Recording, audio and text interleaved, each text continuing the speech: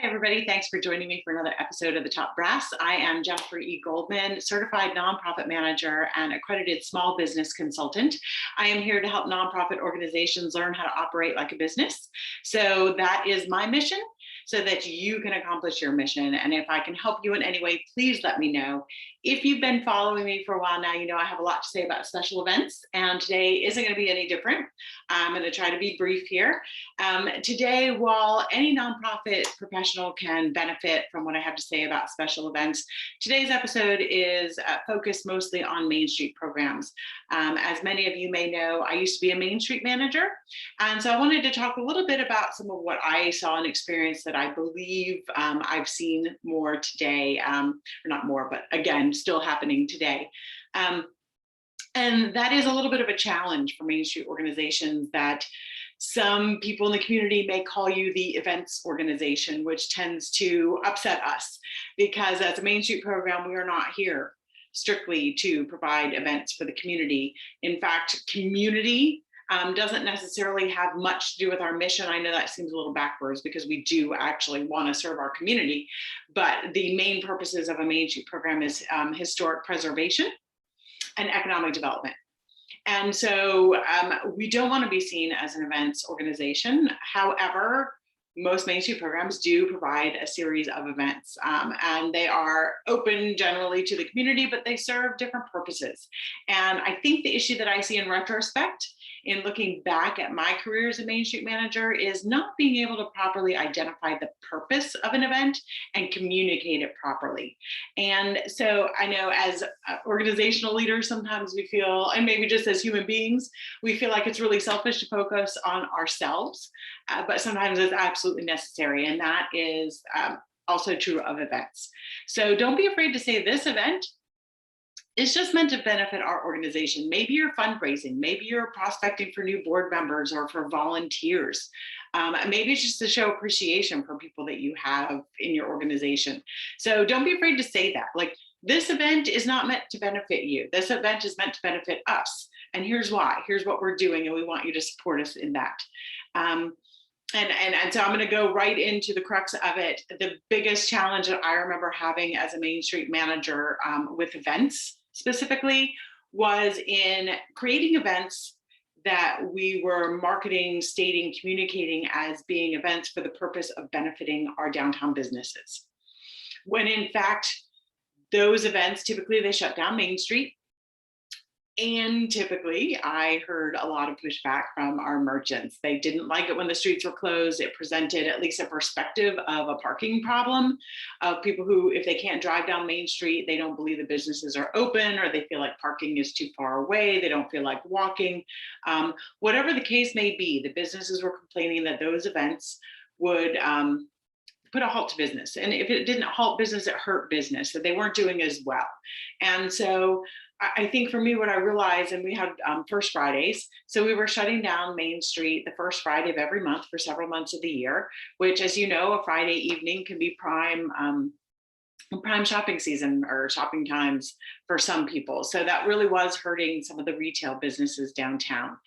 And I think what was missing really was our organization setting up specific goals around that event, and then going back at the end of the season and evaluating, and also asking the merchants to share. Tell us how badly this is affecting your business. If you're doing about the same, okay, we're not helping you, but we're not hurting you. Are you, in fact, if you look at your numbers, what percentage of sales is up or down on this Friday compared to another Friday when we aren't shutting the streets? Or, a Friday this month compared to a Friday last month, or this particular Friday compared to the same Friday last year? How do those numbers compare? Maybe in dollar amounts, maybe in percentages, or, can we make an offer to people who are coming to our event that they have to bring back another time so that we see that return? Because I know, and I don't know how many of you are doing this. I remember the thing that was in our minds in our Main Street organization was that maybe they're not shopping tonight, but maybe they just found you tonight and they're going to come back later. And it's a really nice thing to say. However, I'd like to see backup of that. I'd like to see proof. If that's really one of our goals, then we need to put something out there that someone then needs to bring back so that we can say, okay, look, we put out 100 coupons for whatever the offer is. It was only good for 30 days, and 30 days later, we received X number back. Then we know those people are coming back to downtown. And that's a great thing to be able to gauge, to be able to measure. So counter to that, then, if you're doing something that is not about the businesses, if it is about your organization, or maybe you're trying to get people to be more aware of some of the amenities that you have downtown, or maybe you're doing a streetscape project. Those are all really valid purposes for having an event in your downtown. That I would also place a goal, or actually more than one goal.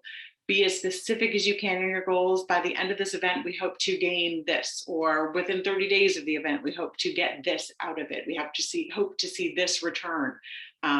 That way we know at the end of the event, or the end of the 30 days, or the end of the year, whether what we did is working. And then come back and say, okay, if it didn't work, why? And that's a lot of what I feel is missing when we were talking about our First Fridays. And what was upsetting to the merchants is nobody was ever going back and saying, okay, it didn't work, but why? And how can we change it? How can we make it work? How can we make it better? Should we focus our efforts somewhere else? Maybe this just isn't an event for us. And so I really urge you, Main Street programs, nonprofit leaders, to create a very purpose-specific, goal-driven event. We're going to do this event for this reason, to benefit this set of people. And here are the ways that we're going to measure whether it was successful or not. And then go back at the end of it and measure those things, track that data, find out if it worked or not. And while, like I said, my examples are very Main Street specific, any nonprofit organization can be doing these things. Take a look at what you're doing, measure how you're doing it. The easiest way to measure if something is successful or not is to start at the very beginning by setting a goal for yourself. What is it we hope to gain by this specific event? And be open. Be open to suggestions from others. If you are a Main Street program and you are doing something that you are hoping will benefit your businesses, get their buy-in, get their input, get their feedback, find out ways that they can help you measure the success. Let them help you measure the goals. If you're going to do an event that benefits them, what's the benefit to them? They're the ones who are going to be able to answer that question the most easily. So don't just take it for granted. I know one of the things that I feel badly about in retrospect, a lot of hindsight 2020 here, is going back and realizing that not only were we not setting goals and measuring those events, but we weren't really listening. We weren't making changes. We were listening to the complaints and feeling like, well, we have to do the greatest good for the entire downtown area, and not every business has the same goals. And so we're just going to, operate at this level up here and do the best good we can for the most, and just sort of declare ourselves right. Sorry to say, and I am actually very sorry about that, because being outside of that right now, I realized that was not the best course of action. So I'm hoping everybody learns from my mistakes, go back, get input, and just be willing to make changes. Don't have events for the sake of having events because, well, we've always done it, so we should just keep doing it, or because the community loves it. Who is that event benefiting? How should it benefit them?